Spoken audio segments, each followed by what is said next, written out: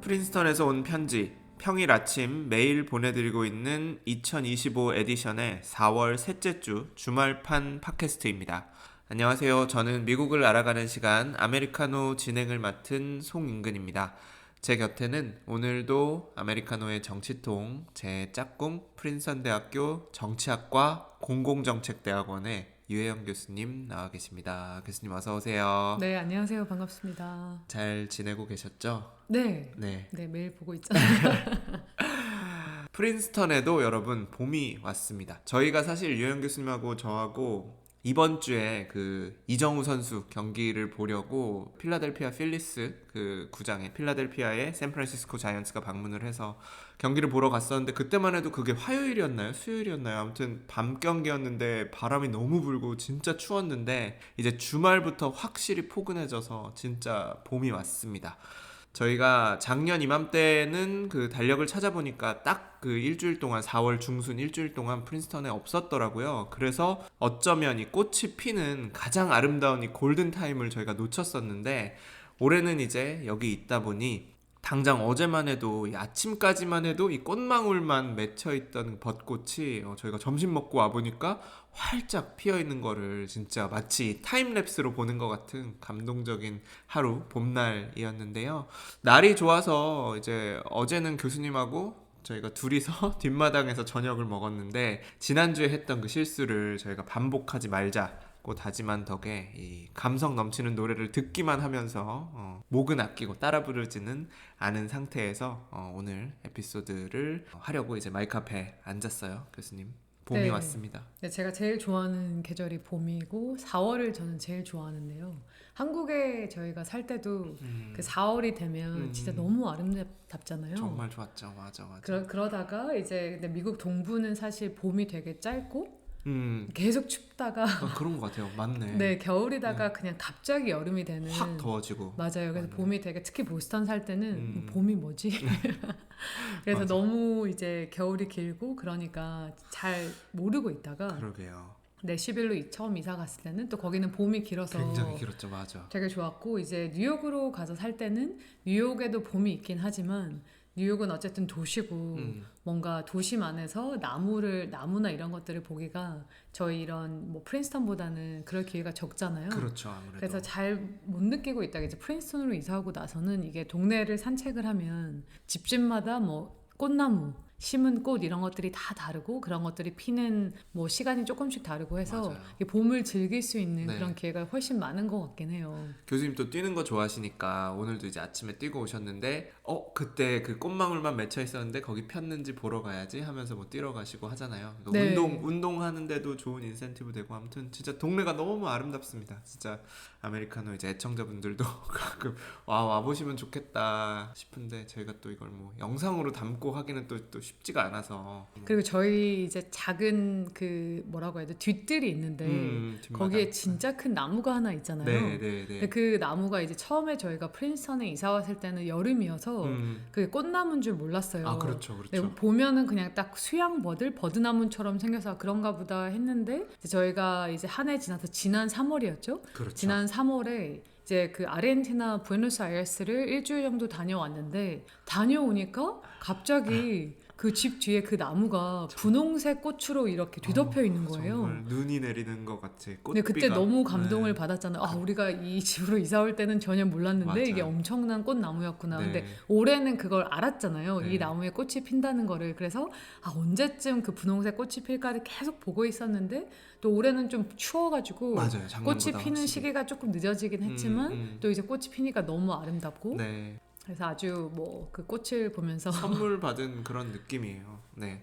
시간이 지나면 또 다른 나무들도 몰랐는데 꽃나무고 네, 그런 건 맞아요. 되게 재밌고 네. 저희가 또 이제 다른 집들을 보니까 튤립이 많아서 튤립을 우리도 심어보자 했는데 저희가 튤립을 미리 가을에 심어야 봄에 피는 줄 모르고 맞아요. 지난 봄에 막 튤립을 사러 갔어요. 근데 튤립이 아무것도 없는 거예요. 24년 봄에 이제 꽃가게 이런 뭐죠? 그렇죠. 그런 화원 이런 식물 파는 데 가가지고 튤립 주세요 했더니 튤립을 왜 지금 찾니 그러는 거예요. 그래서 그럼 지금 찾지 언제 찾아요? 봄인데? 그랬더니 가을에 심어 놓으면은 추울 때 심어야 된다고 하더라고요. 그렇죠. 그래서 그 겨울을 나고 그 구근을 심어 놓으면은 그게 이제 봄에 틔우는 거다라고 하더라고요. 그러니까 저희 앞마당에 저희가 조그만한 더 작은 이제 정원이 있는데 거기에 구근을 막 심어놨는데 저희 그 청설모가 막 돌아다니잖아요. 그래서 아 얘네가 다 먹겠구나 하고 큰 희망을 가지고 있진 않았는데 진짜 봄이 되니까 네. 꽃이 올라오고 지금 이제 만발했잖아요. 만개했죠, 진짜. 만개에서 아 정말 아름답습니다. 너무너무 신기한 진짜 생명의 그 뭐라고 해야 신비. 맞아요. 청설모들이 그걸 먹진 않나 봐요. 아마 자기 뭐 도토리나 저기 뭐죠, 뭐 땅콩 이런 거 훔친 거 그런 거 묻어놨다가 그러느라고 파헤치는 거지. 아무튼 그런 것 같습니다. 저희가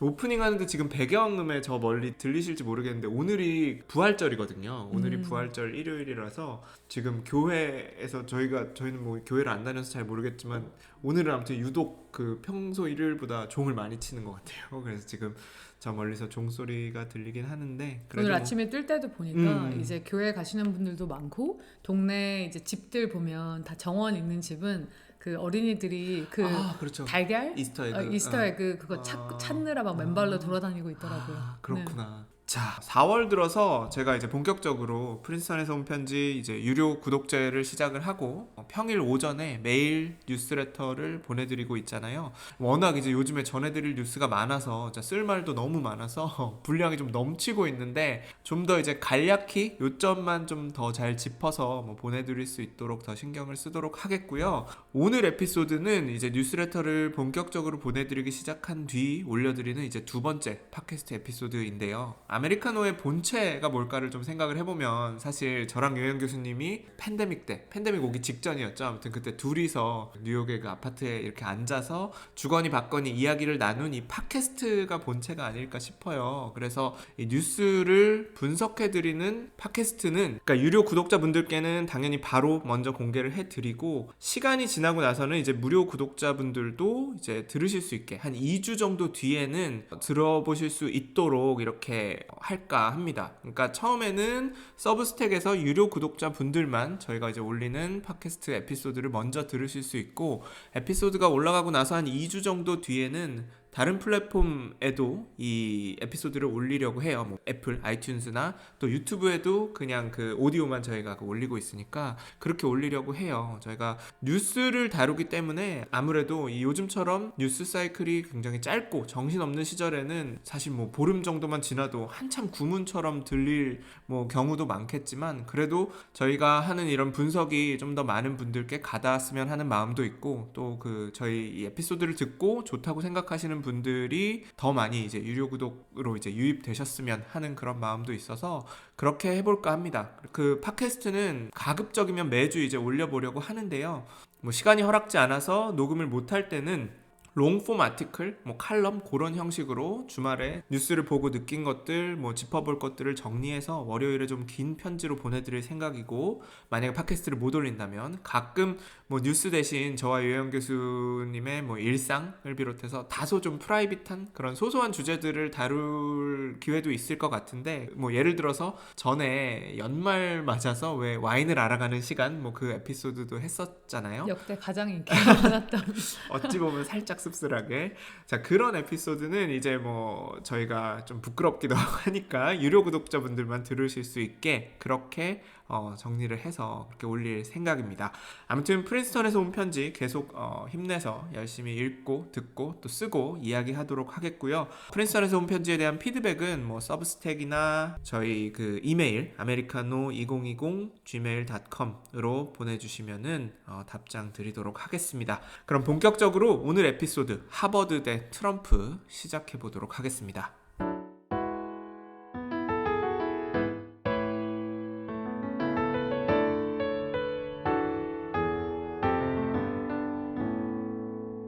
자, 오늘은 예고드린 대로 지금 가장 많은 관심을 받고 있는 뉴스라고 할 수 있죠. 하버드 대학과 트럼프 행정부의 갈등에 관해 짚어보려고 합니다. 교수님이 자세히 이제 준비해 주신 내용을 토대로 제가 간략히 이제 어떤 이야기를 나눌지 그 얼개를 한번 짜봤는데요. 얼개는 사건이 일어난 이제 역순으로 한번 짚어봤어요. 그러니까 지난주 하버드 대 뭐 트럼프 행정부의 대립이 이제 본격적으로 불거졌는데 트럼프 행정부가 먼저 4월 11일, 그러니까 금요일, 지지난 금요일에 대학으로서는 받아들이기 굉장히 이제 어려운 요구를 담은 서한을 하버드 대학교에 이제 정식으로 보냈어요. 그리고 하버드가 이에 대해 그 다음 월요일인 14일에 공식적으로 정부의 요구를 따를 수 없다. 법정에서 보자고 하면서 이제 갈등이 격화됐고요. 정부가 하버드에 이제 그러면 연구 기금을 동결하고 또는 취소하고 하버드의 그 인다우먼트 있잖아요. 그 기금에 적용해 오던 그 면세 혜택도 끝낼 수 있다고 이제 위협하고 있는 상황이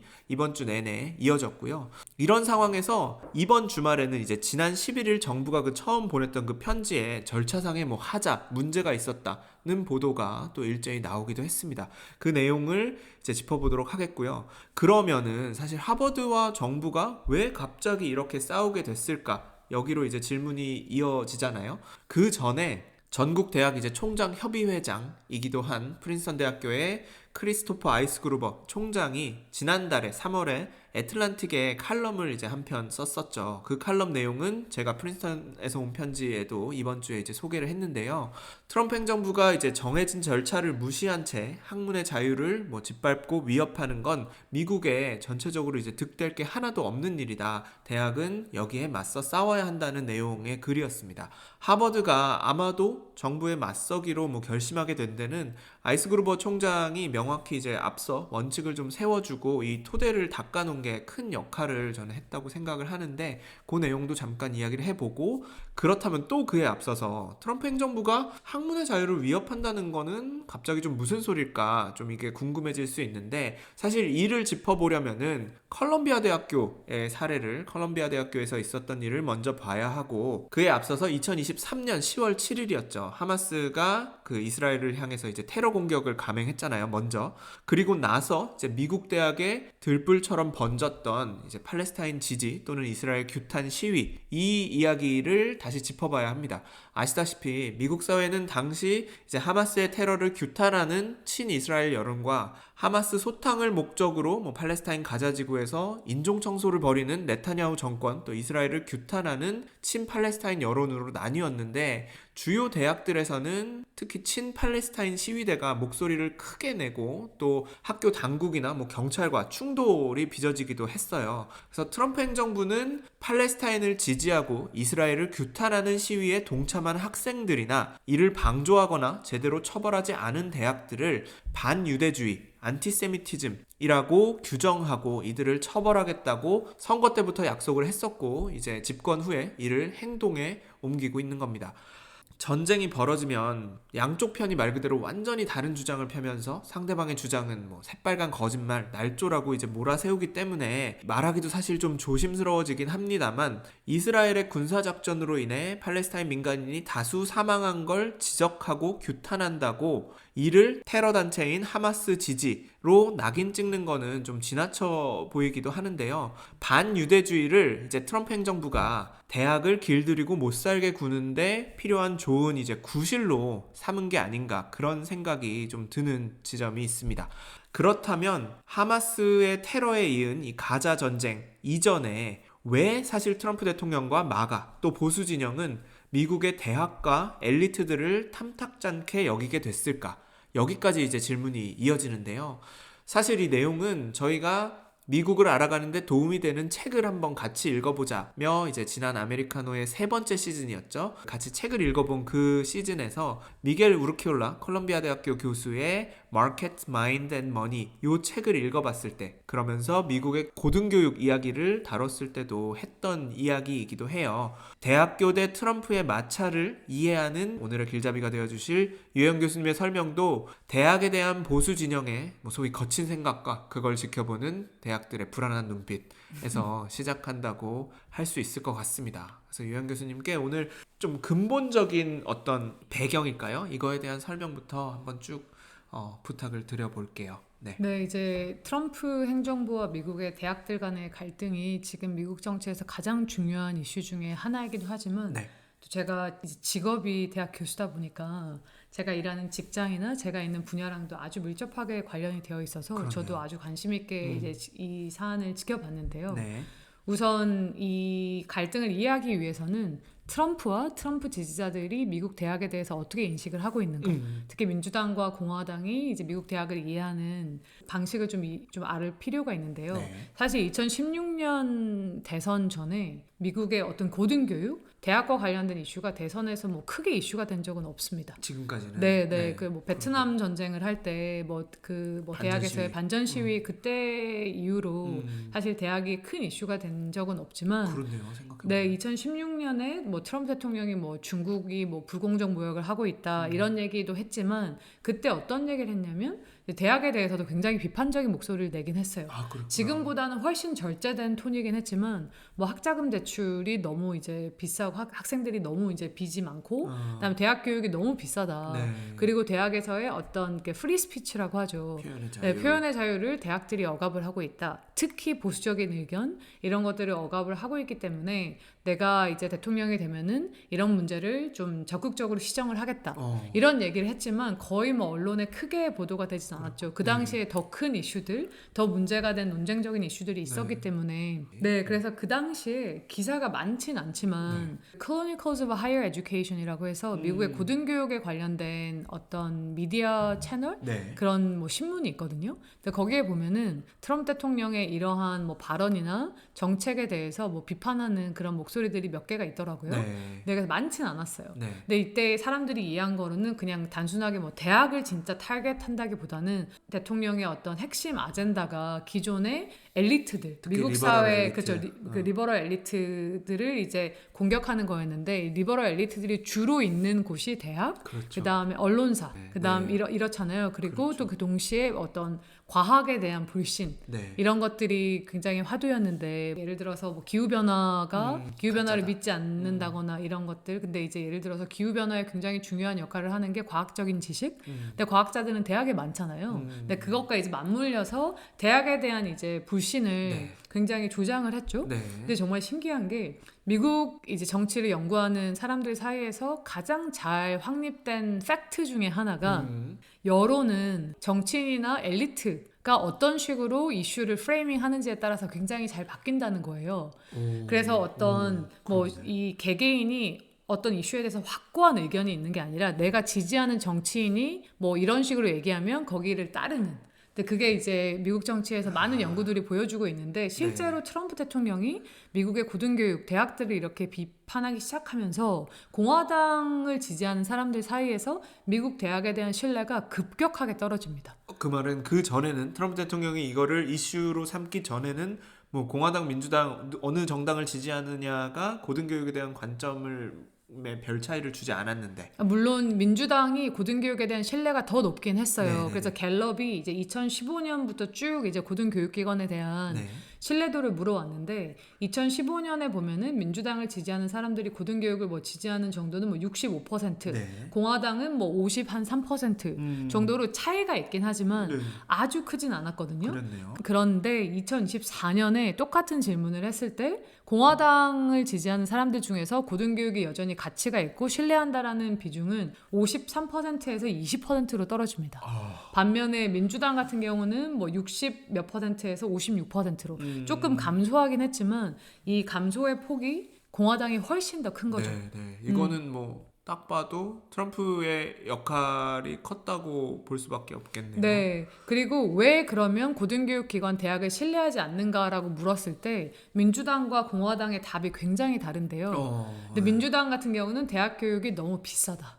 비싸다. 비용이 너무 커서 사실 이제 프린스턴도 제가 학비가 얼마인지 좀 전에 이제 찾아봤는데 2024년 기준으로 학비가 6만 3천 불? 1년에. 네, 1년에 그 정도 되더라고요. 그리고 그러니까요. 근데 거기에다 뭐 기숙사 비용이랑 뭐 생활비 이런 거를 다 하면 9만 불 정도가 든다고 해요. 네. 9만 불을 지금 환율로 계산해 보니까 1억 3천만 원? 근데 물론 프린스턴에 다니는 학생들이 그 돈을 다 지불하는 건 아닙니다. 장학금이 네. 많이 되지 장학금이 않나요? 많고 네. 예를 들어서 부모의 소득이 소득. 10만 불 그러니까 한국 돈으로 하면 1억 4천만 원이니까 엄청 높죠. 그래서 10만 불 이하면 거의 학비를 내지 않아요. 연봉이 가계 네, 소득이 그렇습니다. 10만 불 이하면은 프린스턴 학부생들은 거의 네. 대부분 장학금을 받는다. 그렇습니다. 소득 네, 연계되는. 그리고 프린스턴뿐만 아니라 뭐 하버드, 컬럼비아, 예일 이런 소위 명문 대학들 같은 경우는 그러니까 부모의 소득이 일정 수준 이하이면 굉장히 뭐 많은 장학금을 받고 그 프린스턴 같은 경우도 부모의 소득이 이제 20만 불까지 네. 20만 불 이하면 어떤 종류의 장학금이든 받게 되어 있어요. 네. 그렇기 때문에 뭐 예를 들어서 등록금이 6만 3천 불이라고 해서 모든 학생이 6만 3천 불을 다 내는 건 아니고요. 네. 그럼에도 불구하고 이제 굉장히 비싸죠.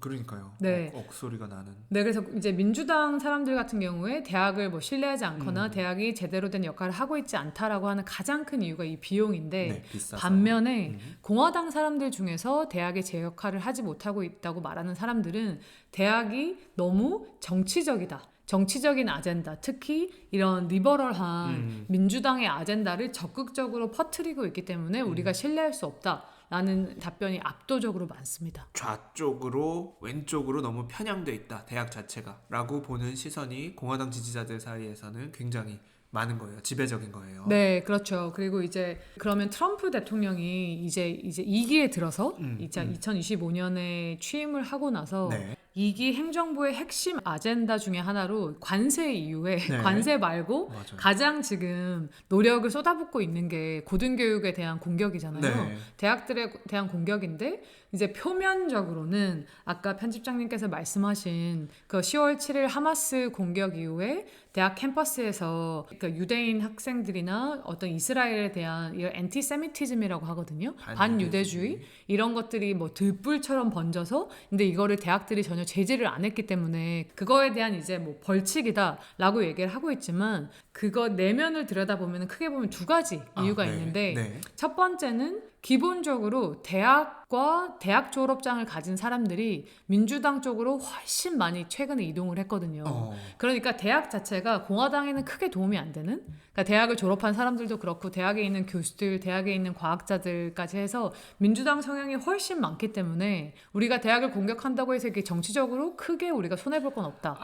알겠습니다. 오히려 우리 지지자, 우리 편 지지자, 내 편 지지자들한테는 눈에 가시 같은 대상을 향해서 공격을 하니까 뭐 카타르시스를 줄 수도 있는 뭐 이렇게 해석을 했을 수 있겠네요. 네. 이거에 대해서는 제가 조금 이따가 이제 자세한 수치들을 이제 가지고 와서 설명을 더 해드릴 건데요. 알겠습니다. 그다음 두 번째로 트럼프 지금 행정부가 그 공격하고 있는 게 DEI이잖아요. 그래서 DEI를 어떻게 번역을 하면 좋을까요? 그러니까 diversity, equity, inclusion 저희도 뭐 편지 쓸 때도 제가 뭐 자주 언급을 했는데 말 그대로 다양성, 뭐 평등, 공정, 그 다음에 뭐 포용 이렇게 말 그대로 문자 그대로 하면 그렇게 번역이 되잖아요. 그러니까 차별 금지 조항이라고 할까요? 넓게 봐서 뭐 인재를 채용하거나 학생을 뽑거나 뭐 그렇게 할 때 아니면 뭐 승진을 하거나 할 때 그런 다양성을 고려하는 그런 원칙이라고 할 수 있겠죠. 네, 근데 이제 대학들이 이런 DEI 이니셔티브를 굉장히 적극적으로 이제 지난 뭐 몇 년 동안 실행을 해왔고 네. 특히 2020년에 조지 플로이드라는 이제 흑인이 백인 경찰에 의해서 사망하면서 근데 그 이후로 훨씬 더 이 DEI에 대한 관심이나 이제 어떤 이니셔티브가 많이 늘어났는데 트럼프 행정부나 뭐 마가 공화당 입장에서 보면은 이게 오히려 대학들이 본업 뭐 학생들을 이제 가르치고 연구하는 그런 거에선 벗어나서 훨씬 더 정치적인 아젠다 민주당에 도움이 되는 정치적인 아젠다를 실행을 하고 있기 때문에 이거를 이제 적극적으로 이제 제지하려는 그런 움직임이 있는 거죠. 그래서 이 두 가지가 제가 봤을 때는 트럼프 행정부가 그 대학을 적극적으로 이제 공격하는 맞습니다. 이유가 아닐까라는 생각이 들고요. 그 DEI에 대한 뭐 레토릭을 조금 더 풀어보자면은 트럼프 대통령 본인이나 뭐 트럼프 행정부의 주요 인사들이 이거는 주로 미국인을 향한 역차별이다. 미국인을 향한 역차별이라는 식으로 포장을 해서 공격을 하기도 하죠. 사실 괄호 열고 미국인이라고 할 때 여기서 말하는 미국인은 주로 이제 백인 남성인 경우가 많아 보이긴 하는데 어쨌든 DEI에 대한 공격은 그렇고요. 그리고 실제로 미국에서 교육 수준이 어떤 뭐 특정 정당을 지지하는 그런 거에 뭐 중요한 지표가 아니었거든요. 근데 이게 2016년 선거부터 굉장히 바뀌었어요. 제가 아까 그거를 여쭤보고 싶었어요. 그러니까 대학은 주로 다 민주당, 주로 다 리버럴로 변했잖아 라고 하셨는데 그게 얼마나 최근의 현상인가요가 저는 궁금했습니다. 네, 실제로 이제 백인 유권자들만 놓고 보면 네. 이제 백인 유권자들 같은 경우에 대학을 졸업한 사람들이 민주당을 뭐 그 찍는 비중, 그러니까 민주당에 찍는 비중이 50%가 안 됐어요. 2016년 전에는.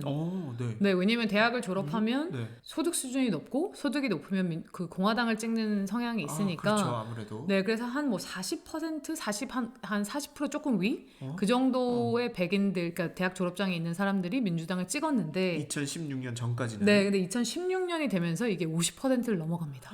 그러니까 대학 졸업장에 있는 백인의 50%가 처음으로 민주당을 50% 이상 찍은 게 2016년 선거였고 그래요? 2020년 선거에는 이 비중이 더 올라가고 네. 계속해서 올라가는 거죠. 24년에도 더 올라갔고. 네. 24년 자료는 아직 다 나오지 않았나요? 근데 2024년 같은 경우도 저희가 정확한 수치는 몰라요. 아직, 하지만 이제 그 출구조사 같은 걸 통해서 보면은 이제 대학 졸업장에 있는 사람들 같은 경우는 민주당을 찍은 비중이 훨씬 높고요. 더 높아졌고 네, 그 네. 추세는 이어지고 있다. 네, 반대로 네. 이제 백인의 한정에서 보면 대학 졸업장이 없는 백인들 같은 경우는 원래 민주당을 훨씬 더 많이 찍었었거든요. 네. 그래서 뭐 1950년대, 60년대를 보면 60% 이상의 이제 대학 졸업장이 없는 백인들이 민주당을 지지하다가 네. 이게 점점 줄어듭니다. 네. 그래도 사실 가장 최근에는 이게 너무 많이 줄어든 거예요. 그래서 대학 졸업장이 없는 백인들 같은 경우 2020년 선거에서는 거의 30% 정도만 민주당을 지지를 하고 네, 60%, 65% 이상이 공화당을 지지를 한 거죠. 네.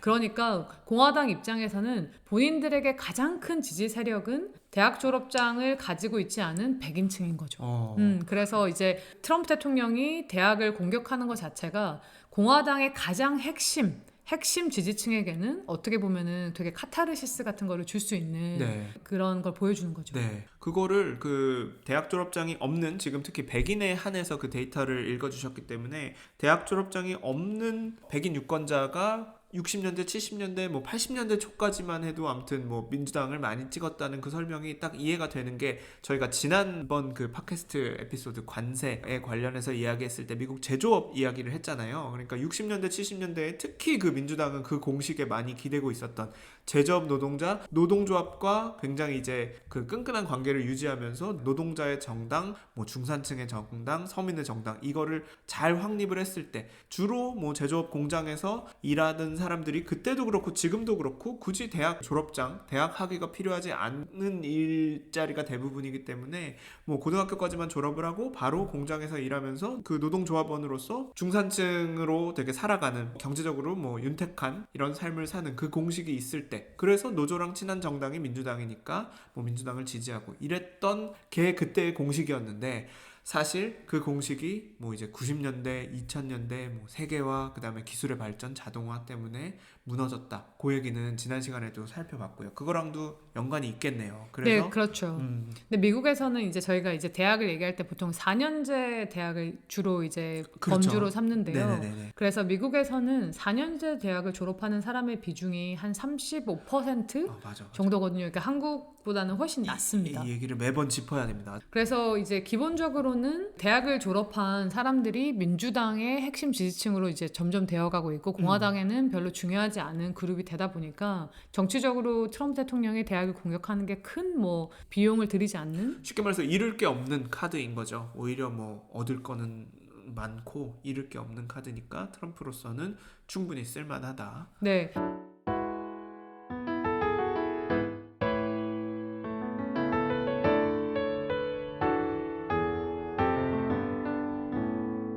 그 실제로 이제 저희도 대학에 있으니까 주로 만나는 친구들이 대학에서 일하는 친구들인데요. 동네도 프린스턴에도 이제 대학에서 일하시는 분들이 많고 네. 근데 기본적으로 트럼프 지지자나 공화당을 찍는 사람을 찾기가 어렵잖아요. 그렇죠. 저희가 네. 그래서 늘 얘기하는 게 우리는 버블에 살고 있다는 거를 늘 이제 잊지 말자라고 저희 둘이 많이 이야기를 하곤 하죠. 그러니까 지난 2024년 선거에서 네. 우리 동네가 어떻게 투표했는지를 저희가 한번 찾아봤잖아요. 음. 근데 저희 이제 우편번호 이 지역에 사는 사람들 투표 행태를 봤더니 해리스가 몇 %였죠?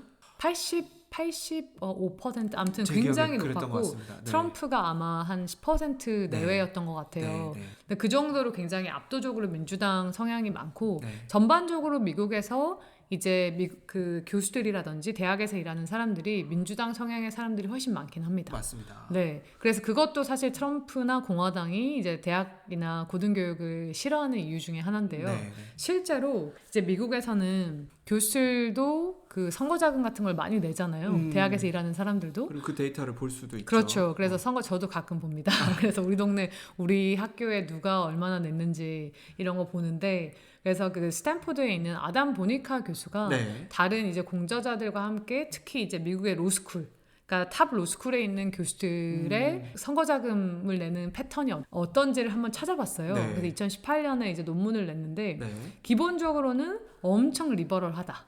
라는 게 이제 결론이었고요. 네. 그래서 로스쿨 랭킹이 쭉 있잖아요. 그렇죠. 뭐 로스쿨 랭킹대로 교수들이 얼마나 이제 뭐 그 선거 자금을 공화당에 줬는지 민주당에 줬는지에 따라서 얼마나 리버럴한지 뭐 보수적인지 이렇게 나눠봤는데 네.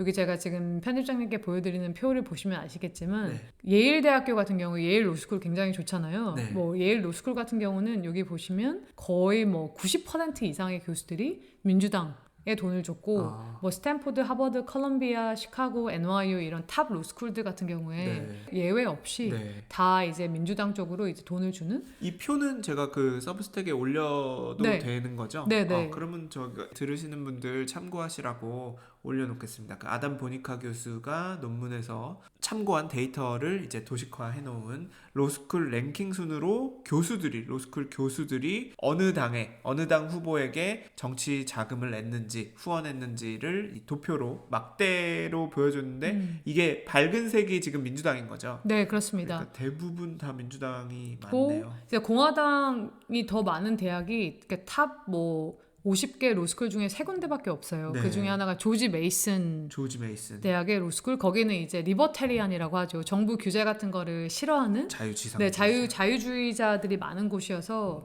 이제 보수 성향이 많고 그다음에 브리검령 대학 여기는 몰몬교를 믿는 사람들이 많은 유타에 있죠. 그렇죠. 여기랑 페퍼다인 대학이라고 캘리포니아에 있는 네, 페퍼다인 대학 저도 몰랐는데 여기도 어쨌든 보수적인 성향의 리버테리안. 교수들이 뭐 리버럴만큼 많습니다. 그래서 저희가 그 캠퍼스 가봤던 데 맞아요. 아닌가요? 바다가 바다가 엄청 보이는 멋진? 아름다운 맞습니다. 네. 야. 근데 전 몰랐는데 어쨌든 이 3군데를 제외하고는 대부분의 로스쿨에 일하는 이제 교수들의 정치적인 성향만 보면은 굉장히 리버럴하다는 걸 알 수가 있죠. 네, 네. 자, 그래서 대학들이 대체로 좌편향돼 있다는 리버럴하다 좌편향돼 있다는 지적이 전혀 아주 틀린 말은 아닌데 이제 트럼프가 이거를 안 좋게 보고 있다가 이번 특히 두 번째 임기를 시작하고 나서 본격적으로 공격의 어떤 포문을 열었다. 이 대학 입장에서 약한 고리가 있었을까요? 그러니까 트럼프가 어디를 공격하려고 했는지 이제 그게 좀 궁금해요.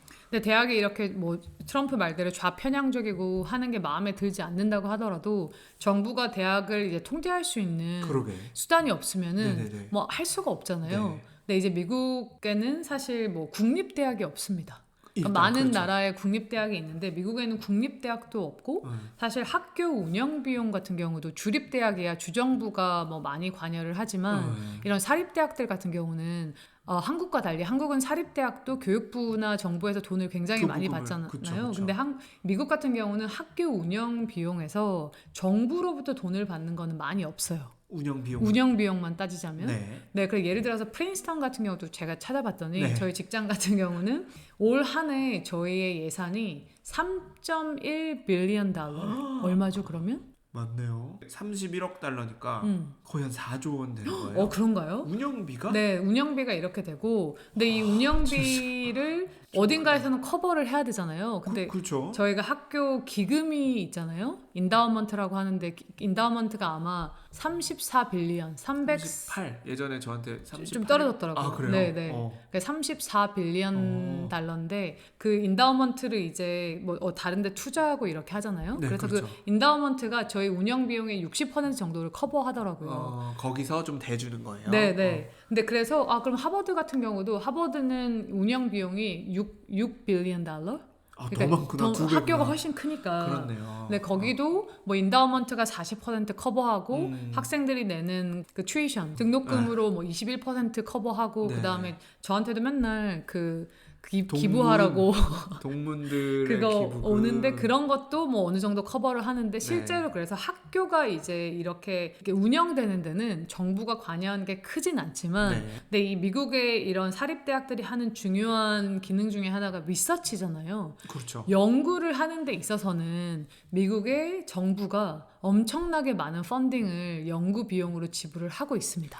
그래서 이 연구 비용을 가지고서 지금 트럼프 행정부가 하버드라든지 뭐 프린스턴이든 컬럼비아든 이런 학교들을 계속해서 압박을 하고 있는 거죠. 알겠습니다. 저희가 미국이 마켓 머니 앤 마인드 요 책 읽었을 때였나요? 미국이 연구 중심 대학을 이제 지원을 해서 그래서 어떤 기술 레이스에서 앞서갔고 그래서 뭐 강대국이 되는 아주 기틀을 닦았다 그런 얘기도 했었는데 연구 중심 대학이 이제 미국이 아주 엄청 많죠. 세계 유수의 대학들이 다 많은데 그 대학들의 운영 비용 말고 이제 그 연구 기금 그거를 정부에 많이 의존을 해서 그 돈줄을 정부가 컨트롤할 수 있다면 그게 정부 입장에서는 마음에 들지 않는 대학을 길들이고 좀 옥죄일 때 그 돈줄을 활용할 수 있다는 계산이 이제 트럼프한테 선 거였군요. 네, 그렇죠. 그래서 예를 들어서 하버드 같은 경우는 뭐 하버드 메디컬 스쿨도 있고 뭐 그 퍼블릭 헬스 보건대학원 이런 데가 있는데 그런 데가 다 그 보스턴이나 이제 매사추세츠에 있는 병원들 그런 병원들과 함께 연구를 진행을 하는데 대부분 다 그렇죠. 그런 연구를 하려면 엄청나게 많은 돈이 필요해요. 이제 그런 이제 펀딩을 정부가 이제 정부에 지원을 해서 받고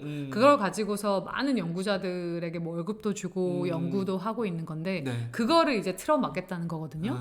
그래서 저희가 뭐 시즌 3에서 이걸 자세하게 이 책을 얘기를 하긴 했지만 미겔 우르키올라 교수의 책에 보면은 미국이 어떻게 해서 이렇게 연구 중심 대학들을 활발하게 키웠는지에 대한 얘기가 있습니다. 그렇죠. 그래서 간단하게 좀 살펴보면 또 뉴욕타임즈가 최근에 미국 대학들이 연방 정부로부터 얼마나 연구비를 받고 있는지를 이제 그래프를 통계를 제시를 했더라고요.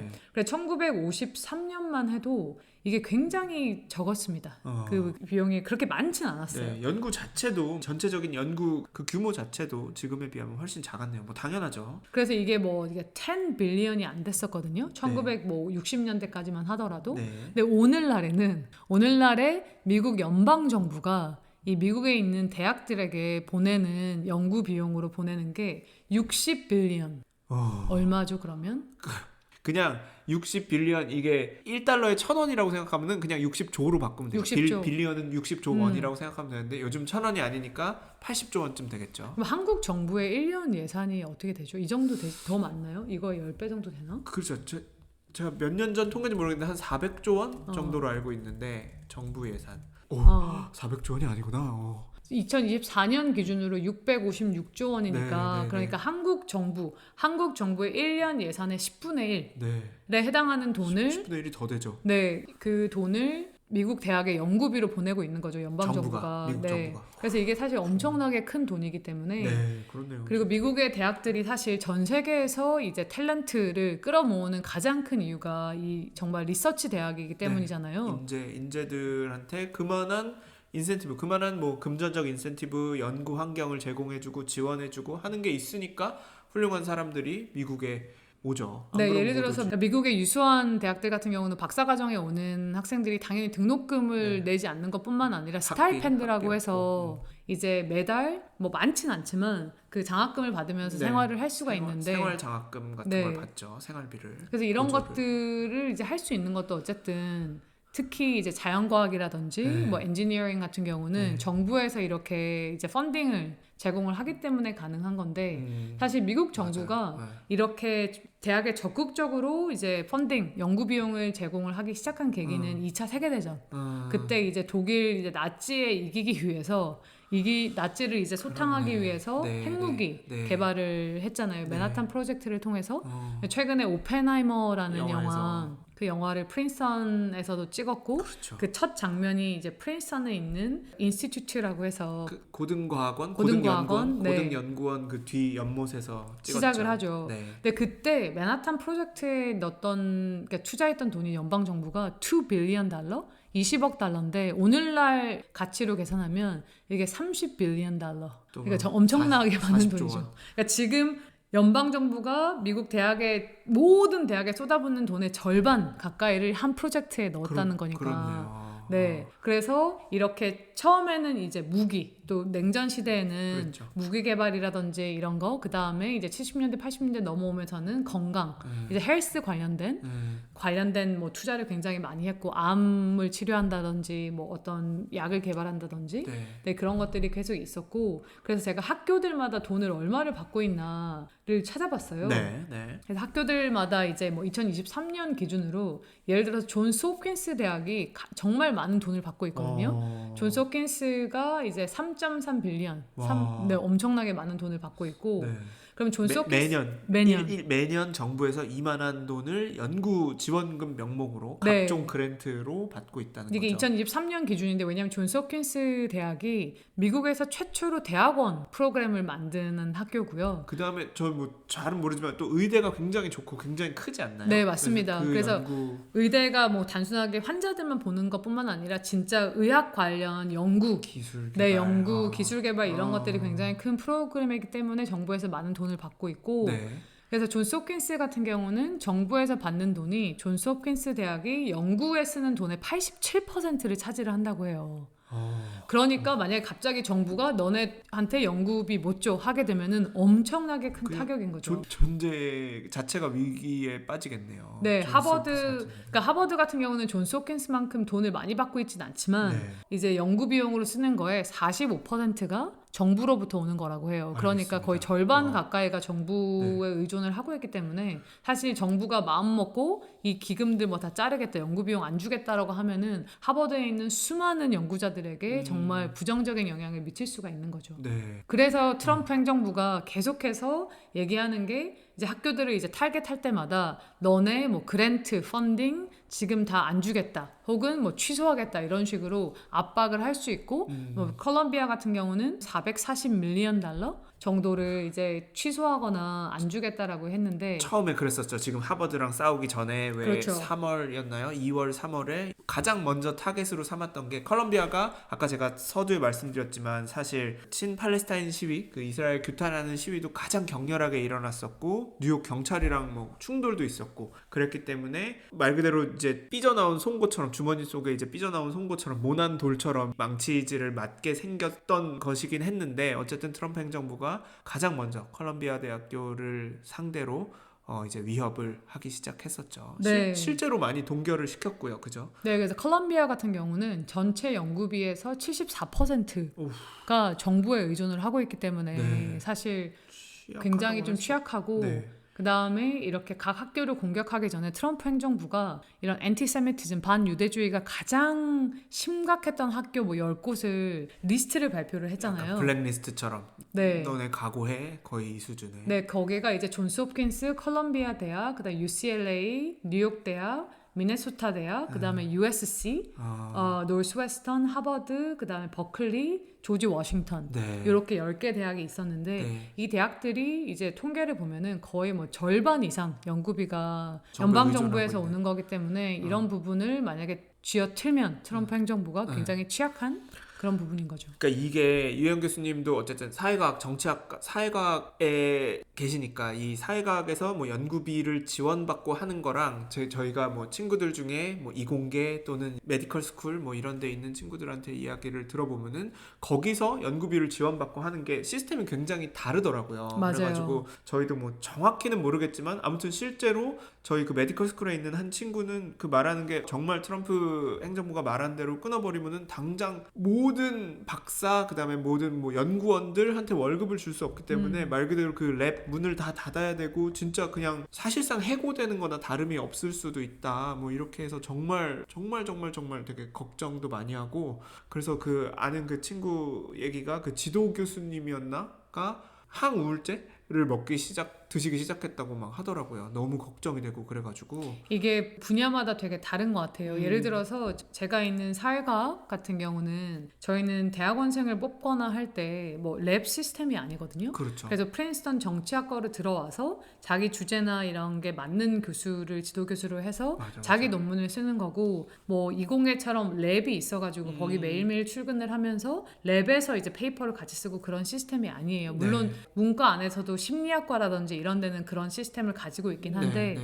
뭐 정치학이나 경제학이나 이런 분야는 그렇지 않습니다. 그리고 이제 대학원생들 같은 경우도 학교에서 이제 스타이펜드나 그렇죠. 이런 걸 받는 거지 뭐 랩에 있는 지도 교수님이 NIH라든지 뭐 이런 데서 큰 펀딩을 따와가지고 이렇게 월급을 주는 시스템이 그렇죠. 아니거든요. 근데 반대로 저희 친구들 뭐 대학원 때 보면은 공대나 이제 자연과학에 있는 친구들 같은 경우는 교수가 된다라는 거는 이제 진짜 연구는 대학원생 포닥들이 다 하고 교수가 되면 매일매일 그 그랜트를 받아야 랩이 돌아가기 때문에 그 맞아요. 그랜트를 쓰는 게 엄청나게 중요한 일이더라고요. 스트레스도 진짜 많이 받고. 그렇죠. 그래서 그런 부분에 있어서는 특히 이공계라든지 자연과학, 그 다음에 뭐 메디컬 스쿨 이런 데 있는 연구진들이 가장 이제 피해를 많이 받는 거죠. 네.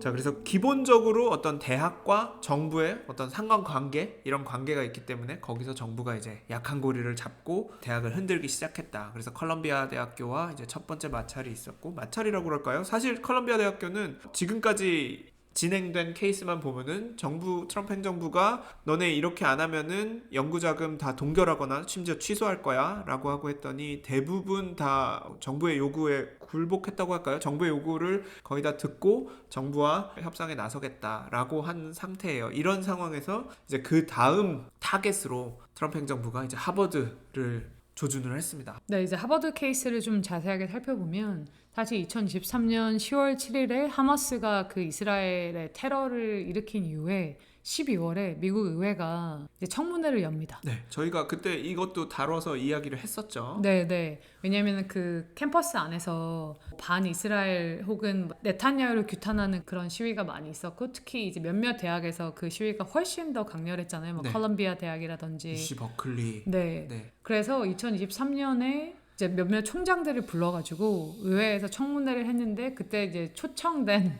이제 나오라고 이제 증인으로 나오라고 초청된 총장 중에 한 명이 이제 클라우딘 게이 전 하버드 총장이었어요. 근데 이 이제 청문회가 굉장히 이슈가 많이 됐죠. 맞습니다. 그래서 이제 공화당 의원들 같은 경우는 아니 지금 예를 들어서 캠퍼스에서 이렇게 반유대주의가 판치고 있는데 왜 하버드는 적극적으로 이제 조치를 취하지 않는 거냐. 예를 들어서 뭐 한 학생이 뭐 주이시들을 뭐 다 죽여야 한다라고 얘기를 하고 있으면 이 하버드의 이거에 대한 대응은 뭐냐 했는데, 이제 클라우딘 게이 당시 총장이 이거에 대해서 뭐 적극적으로 학교 입장을 하기보다는 굉장히 어떻게 보면은 로펌에서 딱 지도받은 대로 두루뭉술하게 그다음에 너무 대단히 답변을 원론적인 수준에서만 의원님 그거는 맥락을 잘 살펴봐야 합니다. 맥락에 따라 다를 수 있습니다. 뭐 이런 식으로 얘기하니까. 근데 또 동시에 제 생각에는 이걸 좀 더 좀 정확하게 답변을 할 필요가 있었는데, 그러니까요. 이제 이 당시에 당연히 하버드가 로펌들을 고용을 해서 어떤 식으로 대답을 할지를 시뮬레이션을 했겠죠.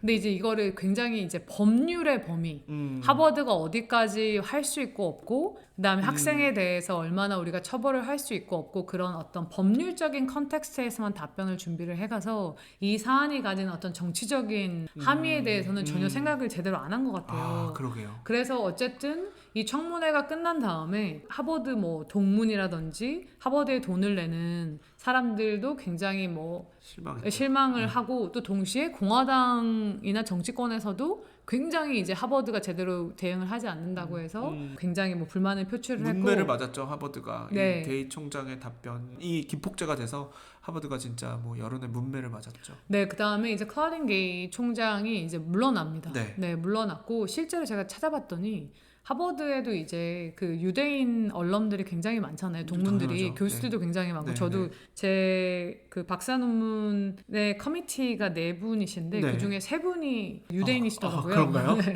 그래서 근데 어쨌든 2024년에 하버드가 이제 하버드에 들어오는 기부금 있잖아요. 네. 기부금이 전년도 대비 15%가 줄었다고 해요. 네, 그래서 요거에 대해서도 하버드 안에서도 굉장히 논쟁이 많았는데 네. 그러면 어쨌든 총장이 물러났으니까 지금 임시로 총장이 있어야 되잖아요. 그래서 앨런 가버라고 당시에 부총장, 네. 프로보스트라고 하는데요. 네. 미국에서는 네. 프로보스트가 이제 임시 총장직을 맡습니다. 네. 그리고 그 뒤에는 이제 정식으로 총장에 취임을 했는데요. 네. 이제 앨런 가버라는 분은 경제학 박사 학위도 있고 그다음에 의사기도 해요. 메디컬 스쿨 학위도 있는 분이고 이제 하버드에서 학위를 받고 스탠포드에 가서 이런 보직 교수를 오래 하다가 하버드로 돌아와서 하버드에서 이제 프로보스트로 굉장히 오랫동안 계셨어요. 네. 저는 뭐 개인적으로 만나본 적은 없지만 기사를 통해서 보면은 뭐 나서거나 이런 거를 별로 하지 않고 네, 어떤 정치적인 이슈를 크게 만들려고 하지 않는 그런 스타일이신 것 같은데 원래는 그래서 이제 트럼프 행정부가 하버드 너네도 우리 블랙리스트에 있으니까 이러이러한 거 고쳐라. 안 그러면은 우리가 정부 펀딩 다 뭐 캔슬하거나 취소하거나 동결하겠다라고 했을 때 하버드는 원래는 트럼프 행정부랑 협상을 할 생각을 하고 있었다고 네. 해요. 네. 많은 대학들이 사실 뭐 그랬죠. 네. 그런데 아까 말씀하신 대로 4월 11일 금요일 오후에 갑자기 하버드에 이메일이 도착합니다. 네. 그 전에 하버드가 이제 협상을 하고 있을 때는 그래 그러면 트럼프 행정부에서 우리가 뭐 4월 11일까지 서한을 보내겠다라고 했는데 안 왔대요. 그게 아침에도 안 오고 근데 갑자기 오후에 퇴근 직전에 이메일이 온 거예요. 근데 이메일이 왔는데 거기에서 하버드 너네 이러이러한 변화를 뭐 해야 된다. 약간 최후 통첩식이었다고 해요. 네. 그 이메일 내용은 이제 공개가 됐기 때문에 저도 프린스턴 손편지에도 그 링크를 달아 놓았었습니다. 네. 네, 근데 그 요구 조건이 너무 하버드 입장에서 보면은 말이 안 되게 광범위하고 너무 학교로서는 실행할 수 없는 것들을 담고 있었다고 하는데 어떤 게 있었죠? 그 내용을 보면은 대학이 돌아가는 데 있어서 중요한 게 티칭, 어떤 수업을 어떻게 가르칠 것인가, 그다음에 어떤 교수를 우리가 채용할 것인가, 그다음에 어떤 학생들을 받아들일 것인가. 그래서 teaching, hiring, admission 이게 세 가지가 대학이 돌아가는 데 있어서 가장 핵심인데 그렇죠. 세계 기둥 같은 그렇죠. 트럼프 행정부가 요구한 게 teaching, hiring, admission 모든 분야에 있어서 정부에게 엄청나게 권한을 너네가 줘야 한다라는 거였어요. 정부가 시키는 대로 해라. 거의. 네. 그래서 예를 들어서 티칭 같은 경우도 사실 티칭을 할 때 저도 여기서 수업을 할 때 제가 보통 가르치고 싶은 수업을 제안서를 내면 대부분 그게 채택이 됩니다. 네. 그리고 제가 가르치는 수업에 대한 컨텐츠에 대해서는 전혀 대학이 관여를 하지 않거든요. 제가 뭐든 가르칠 수 있어요. 근데 그것도 이제 뭐 심사를 하고 이제 어떻게 보면 센서십이죠. 거의 검열에 가까운 네, 거네요. 그런 것도 있었고 커리큘럼을 검열하겠다는. 그 다음에 이제 클라우딘 게이 교수가 물러날 때 표절 시비가 있었잖아요. 그랬죠. 그것 때문인지 지금 현재 하버드 교수 그 다음에 하버드가 교수로 채용할 모든 교수들에 대해서 표절 체크를 다 해라 이런 요구를 했었고요. 현재 지금 이미 교수인 사람들한테 네. 그리고 지금까지 교수 채용을 할 때 저희가 누가 지원을 했고 그 중에서 누가 쇼트리스트가 돼서 인터뷰를 했고 인터뷰를 뭐 4명이 했으면 그 중에 1명을 뽑잖아요. 네. 그런 거 데이터가 다 있잖아요. 네. 근데 그 데이터를 다 트럼프 행정부랑 공유를 해라. 그거는 공개 데이터는 아니죠. 그건 당연히 대학들이 그렇죠. 자기들만 갖고 있는 거겠죠. 네, 하지만 그래서 데이터가 있긴 있을 텐데 그거를 정부가 이런 걸 요구한 정부가 지금까지 없었겠죠. 그렇죠. 이제 미국 대학은 역사상? 사실 이런 표현의 자유, 그 다음에 어떤 수업을 우리가 어떻게 가르칠지, 그 다음에 어떤 교수를 우리가 어떤 방식으로 채용할지, 어떤 학생을 우리가 어떻게 뽑을지는 정말 대학의 자유에 맡기거든요. 철저한 대학의 자율이었는데 이게 들어보면은 크리스토퍼 총장이 칼럼에서 이야기한 학문의 자유, 아카데믹 프리덤의 요체가 이 세 가지이겠네요. 어떤 커리큘럼을 어떻게 가르칠지, 어떤 교수를 뽑아서 누구한테 어떤 학생들한테 가르칠지를 철저히 다 그냥 대학이 자율적으로 결정을 하도록 하는 거. 그게 어떻게 보면 그 아카데믹 프리덤의 요체였는데 트럼프 행정부가 그거를 전부 다 빼앗아 가려고 한 거예요. 네, 그 하버드에 보낸 편지를 보면. 그렇습니다. 그리고 이제 학생 입학과 관련해서는 지금까지 이제 뭐 예를 들어서 뭐 지난 10년간의 입학 관련해서 모든 데이터를 트럼프 행정부와 공유를 해라. 입시 데이터도. 네, 입시 데이터인데 그 다음에 누가 지원을 했고 누가 이제 입학을 했고 누가 입학을 못했는지 이거를 근데 그 지원을 했던 사람들의 인종 그 다음에 출신 나라 그 어떤 나라 출신인지 외국인 학생들도 많으니까 또 외국인 학생들을 상당히 타겟으로 삼기도 했잖아요. 네, 그렇습니다. 그래서 뭐 고등학교 성적 그다음 SAT 같은 시험 성적 같은 거를 쭉 다 우리랑 공유를 해라. 그런 요구가 있었고, 네. 그다음에 아까 말씀드린 대로 DEI 관련된 모든 프로그램이나 어떤 이니셔티브를 다 취소해라. 그다음에 마지막으로 이제 어쨌든 명목은 하버드가 이제 반유대주의에 대해서 적극적으로 대응을 하지 않았다는 거니까, 특히 반유대주의를 적극적으로 보여준 학교나 학과들이 있다.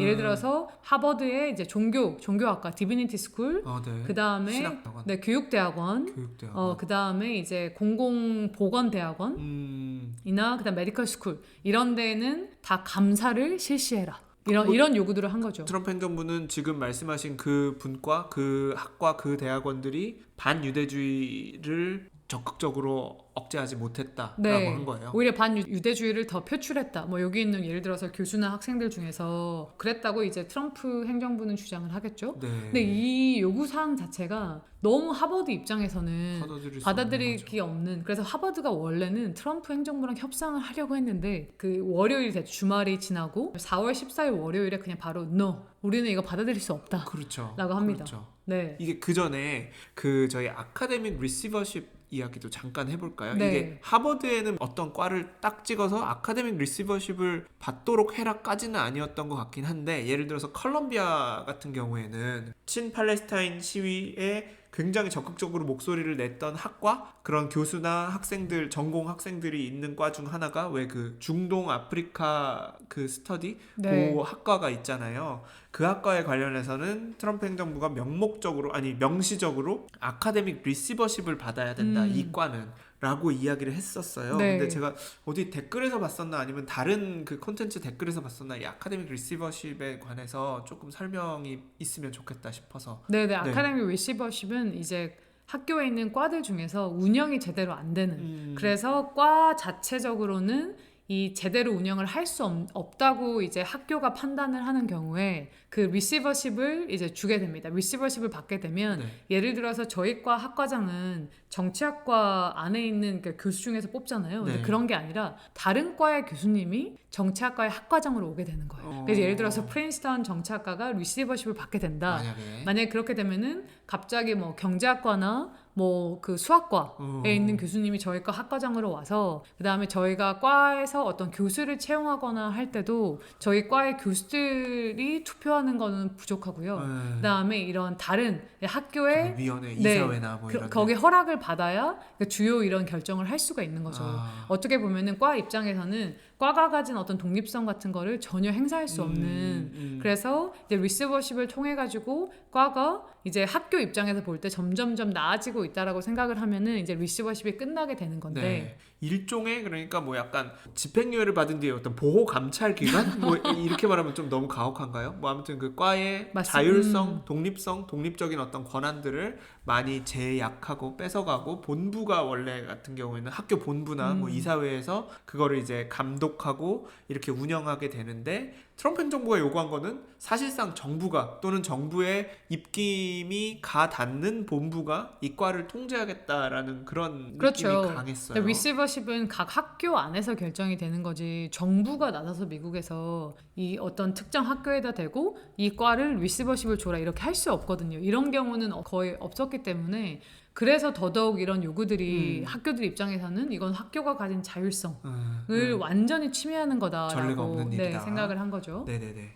감사합니다. 제가 이거는 미리 조율을 안 했던 질문이었는데. 네네, 괜찮습니다. 네. 네. 그래서 하버드가 월요일 날 이건 말도 안 돼, 이거는 도저히 협상의 여지가 없다, 노라고 했어요. 근데 제가 하버드 총장이어서도 이건 당연히 노를 할 수밖에 없는, 이거를 예스를 했다가는 사실 하버드 안에서의 뭐 교수들, 학생, 동문들이 다 정말 엄청나게 오히려, 반박을 할 거고, 제가 지금 뭐 거기 보직 교수라고 한다고 해도 이런 요구들은 하버드 혹은 고등교육이 추구하는 그런 근본적인 가치들, 그다음에 대학의 역할을 근본적으로 위협하는 것들이기 때문에 때문에 이건 당연히 노를 할 수밖에 없는 상황이었던 것 같아요. 네. 그러자 이제 트럼프 행정부가 그날 밤에 바로 하버드에 뭐 2.2 빌리언 달러 22억 달러, 3조 원. 동결하거나 취소한다고 뭐 얘기를 했죠. 근데 네. 이제 하버드가 아까 말씀드린 대로 운영 비용 자체는 정부에게 의존을 크게 하고 있진 않지만 하버드에 정말 많은 연구진들이 있잖아요. 그렇죠. 그래서 그렇죠. 메디컬 스쿨, 뭐 엔지니어링 스쿨, 그다음에 공공보건대학원 네. 이런 데서 하는 많은 연구들이 이 정부 펀딩에 의존을 하고 있는데 그거를 이제 동결하거나 취소한다라고 얘기를 한 거죠. 네. 그래서 정부가. 네. 그 뒤로 이제 계속해서 기사가 나오고 있어요. 하버드가 맞습니다. 왜 이런 결정을 했나. 네, 뭐 노 결정을 한 이유 중에 하나는 이 요구 사항 자체가 너무 말이 안 되게 네. 너무 말이 안 돼서 하버드가 협상을 노를 할 수밖에 없었다라는 거고. 근데 또 재미있는 기사가 하나 나왔죠. 그래서 뉴욕 타임즈에서 아니 트럼프 행정부가 어떻게 해서 이런 요구 사항을 4월 11일 금요일 퇴근 직전에 보냈나 이거에 대한 기사가 나왔는데 사실 이 하버드에 보낸 요구사항이 담긴 그 이메일이 트럼프 행정부의 굉장히 높은 사람이 허락을 아직 안 한 거라고 해요. 그렇죠. 그렇죠. 이게 지금 저희가 4월 20일 일요일 오전에 녹음을 하고 있는데 지금 상황에서도 아직 이제 디벨로핑 스토리에 가깝습니다. 그래서 막 기사들이 막 나오고 있긴 한데 아까 제가 처음에 서두에 말씀드린 대로 이 하버드로 간 4월 11일 날 보내진 이 이메일이 절차상 하자가 있었다. 라는 그거에 관해서 이제 교수님이 설명을 해주실 텐데 말 그대로 윗사람이 이거 우리 정부의 최종 입장이다 이거 하버드에 보내라고 말 그대로 결제를 안 한 상태에서 갑자기 그 메일이 간 거예요. 네. 그래서 이 이메일을 보낸 사람이 션 캐빈이라고 이제 트럼프 행정부가 반유대주의 그 커미티를 꾸렸잖아요. 테스크포스를 꾸려서 이제 거기에서 지금 학교들에게 이렇게 뭐 학교들과 협상을 하거나 뭐 펀딩을 취소하겠다라고 하고 있는 건데 거기 안에 이제 주요 역할을 맡고 있는 변호사가 3명이 있는데 션 캐비니가 그 중에 한 명입니다. 네. 그래서 이 사람은 이제 미국 정부에서 굉장히 오랫동안 일을 했고 조지 W 부시 대통령 2003년부터 미국 법무부에서 쭉 일을 하다가 최근에는 이제 HHS라고 보건복지부에서 이제 보건복지부 같은 경우도 그 안에서 변호사들이 있잖아요. 그렇죠. 네, 그래서 제너럴 카운셀이라고 하는데 그 제너럴 카운셀 역할을 하다가 이제 트럼프가 이 반유대주의 태스크포스에 데리고 온 거예요. 그런 것 같아요. 왜냐하면 특히 이 3명이 한 명은 뭐 교육부의 액팅 제너럴 카운셀이고 한 명은 보건부니까 이게 대학으로 가는 또는 어떤 공공기관 중에 이제 트럼프 마음에 들지 않는 그런 기관 단체로 가는 돈줄을 쥔 그렇죠. 그런 부처에서 잔뼈가 굵은 사람 그다음에 경험이 있는 사람을 딱 모아서 태스크포스를 꾸린 것 같아요. 그러니까 미국에서 가장 이제 펀딩을 대학들에게 많이 주는 기관이 NIH, National 그렇죠. Institute of Health라는 맞아요. 국립보건원? 뭐 국립보건원이 네. 좋은 번역일 것 같네요. 그래서 NIH가 있는데 NIH가 HHS 산하에 있거든요. 그렇죠. 그래서 이 사람을 아마 반유대주의 태스크포스에 한 것 같아요. 네. 근데 아까 말씀하신 그 3명의 변호사가 있는데 여기에 그 중에 2명은 이 션 캐비니가 이렇게 하버드에 이메일을 보낸 걸 몰랐다고 해요. 그래서 마이너리티 리포트도 아니고 네네. 근데 이제 물론 요구 사항이 트럼프 대통령은 이렇게 전혀 요구하지 않았는데 이 사람이 자의적으로 담은 건 아니고 그건 아니죠. 이건 트럼프 대통령이 원하는 내용들이 다 담겨 있긴 하지만 이걸 어떤 식으로 하버드에 요구를 할지에 대해서는 여전히 내부 논의를 하고 있는 상황이었는데 그러니까. 갑자기 이 사람이 하버드에 띡 이메일을 보낸 거예요. 그래서 그 뉴욕타임즈 기사를 보니까 월요일날 이제 하버드가 우리는 이거 못 받아들인다라고 발표를 했잖아요. 그런 다음에 이제 하버드를 지금 대표하고 있는 변호사가 2명이 있는데 그 2명한테 이메일이 간 줄 몰랐던 트럼프 측 변호사가 전화를 해가지고 그 얘기를 했대요. 근데 이미 하버드는 이거를 뭐 돌이킬 수 없잖아요. 자기들이 이런 요구사항 받아들일 수 없다고 했는데 아니 게다가 당신들이 정부에서 뭐 실수로 잘못 보낸 거라고 하지만 아무튼 정부 직인을 딱 찍어가지고 그렇죠. 정부 그 명의로 보낸 메일이고 근데 하버드는 아니 이렇게 중요한 사항을 그러니까. 그런 어떤 정부 이 사람들 간의 협의 없이 보냈다는 거에도 경악을 했고 네 진짜 하지만 이거는 뭐 돌이킬 수 없는 강을 이미 건넜기 때문에 네. 그래서 하버드는 계속해서 이제 트럼프 행정부를 상대로 싸우겠다. 그리고 지금 정말 고등교육이 트럼프 행정부에 대해서 상대로 이제 싸우는 거에 어떻게 보면 상징이 된 거죠. 하버드가. 그러니까 만약에 정부 당신들이 실수를 했다면은 이걸 철회를 하든지 공식적으로 철회를 하고 그렇죠. 그럼 다시 뭐 협상을 할 수 있을 텐데 또 트럼프 대통령이 그러지도 않았어요. 왜냐면은 저는 이 주말에 나온 실수로 잘못 보내진 거다 또는 내부에서 아직 협의가 끝나지 않은 상태에서 다소 좀 뭐 즉흥적으로 케빈이라는 사람이 독단적으로 보낸 거다라는 이 기사가 사실 놀라웠던 게 컬럼비아 대학교에 요구했던 거랑 거의 다르지가 않았거든요. 처음에 그 4월 11일에 보냈다는 그 서한 자체가. 그래서 트럼프가 이거는 뭐 모든 대학들 상대로 똑같이 계속 이렇게 공세를 높이려고 하는구나 라고 그냥 생각을 했었는데 갑자기 그거 아니야 라고 하는데 아니긴 뭐가 아니야. 그 다음에 실제로 트럼프도 하버드 봐라. 그래? 너 나랑 싸울 거야? 좋아, 싸우자 라고 하면서 말씀하신 대로 22억 달러 그 연구 기금 중단하고 그 이튿날에는 제가 프린스턴에서 온 편지에도 썼지만 인다우먼트, 하버드의 기금에 대한 세제 혜택도 중단할 수 있다. 면세 대상에서 뭐 빼는 방법을 고려하겠다. 뭐 이런 이야기도 했었고요. 그래가지고 뭐 대통령은 계속 그렇게 공세 일변도로 나오는데 뒤에서 그거 잘못 보낸 거야 라고 해봤자 뭐 그러면 어쩌라는 거야 라고 생각할 수밖에 없을 것 같아요. 이제 그 뒤에는 이제 하버드 같은 경우는 어쨌든 정부에서 들어오는 펀딩이 이미 동결됐거나 취소될 위험이 있기 때문에 뭐 동문들이라든지 아니면 뭐 하버드를 지지하는 굉장히 부자들에게 계속해서 기부를 더 많이 해달라는 운동을 하고 있고 네. 이제 문제는 또 이제 지금 이슈가 되는 게 연방 정부가 일방적으로 원래 하버드가 뭐 NIH든 다른 정부 기관이랑 이렇게 다 지원을 해서 이 연구자들이 펀딩을 딴 거잖아요.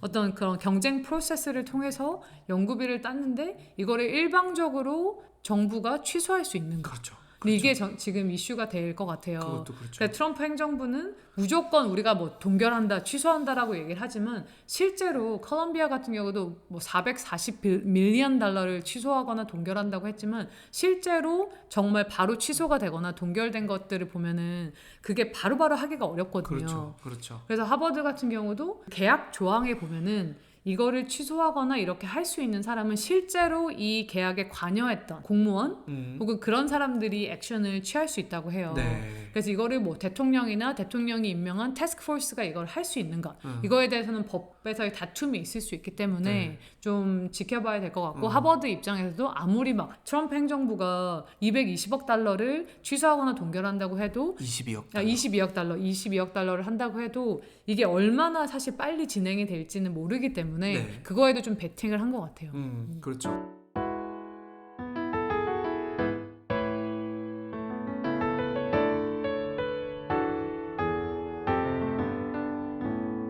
저희가 이제 마지막으로 좀 살펴봤으면 하는 게 트럼프가 그러면 이렇게 절차적으로 하자가 있고 그다음에 내부에서도 완전히 뭐 좀 협의가 다 되지 않은 상태로 그런 불완전한 상태에서도 이런 식으로 밀어붙이는 이유가 뭘까를 마지막으로 짧게 한번 생각을 해보면은 저희가 지난번에 뭐 관세 이야기할 때도 비슷했는데 또 교수님이 앞에도 언급을 해주셨지만 트럼프로서는 정치적으로 이룰 게 없기 때문이란 게 가장 큰 것 같거든요. 그러니까 그러니까 정부 돈이 연구기금으로 대학에 지원되니까 정부에서 나가는 돈이니까 뭐 혈세라고 미국 사람들이 낸 혈세라고 볼 수 있는데 미국 사람들이 낸 혈세가 특히 굉장히 좌편향된 그다음에 심지어 반유대주의의 온상 같은 그런 단체에 지원되고 있다. 이건 문제가 있다. 내가 정부의 수장으로서 이거를 제동을 걸겠다라고 하면은 정치적으로는 잘하고 있구나. 옳은 일 하는구나 라고 박수 받을 적어도 절반의 국민 그다음에 자기 지지자, 자기 편들한테는 이걸 받을 수 있기 때문에 트럼프로서는 뭐 거의 잃을 게 없는 적이라고 판단을 하고 네, 그리고 미국에 이제 좋은 학교들의 그 인터내셔널 학생들이 굉장히 많잖아요. 그래서 통계를 찾아보니까 그 2023년 4년 이때 미국 학교에 등록된 인터내셔널 학생이 110만 명 정도인데 와, 진짜 많구나. 네, 그래서 전체 고등교육의 6%. 네. 하지만 MIT 같은 학교는 인터내셔널 학생 비율이 25%? 네. 지금 학부생 기준인가요? 아니면 뭐 학부, 석사, 박사 다 합친 것 같아요. 네, 그래서 보면은 NYU에 제일 많더라고요. NYU가 학교가 크기도 하지만 인터내셔널 학생이 뭐 27,000명. 정말 많죠. 네.